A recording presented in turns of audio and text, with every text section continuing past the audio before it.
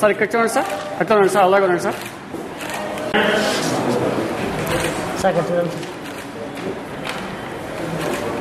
ఈరోజు కాంగ్రెస్ పార్టీ అధిష్టానం పిలుపు మేరకు నేను కాంగ్రెస్ పార్టీ అభ్యర్థిగా ఇక్కడ రాయచోటి పట్టణంలో నామినేషన్ వేయించున్నాను.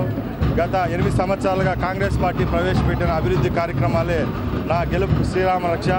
ఈరోజు ఈ నామినేషన్ కార్యక్రమానికి వేలాది మందిగా ప్రజలు విచ్చేసినారు. ఖచ్చితంగా రేపు 12వ తేదీ జరగబోయే ఎన్నికల్లో కాంగ్రెస్ పార్టీకి రాయచోటి నియోజకవర్గాలు పట్టం కడతారని ఆశాభావం వ్యక్తం చేస్తున్నారు.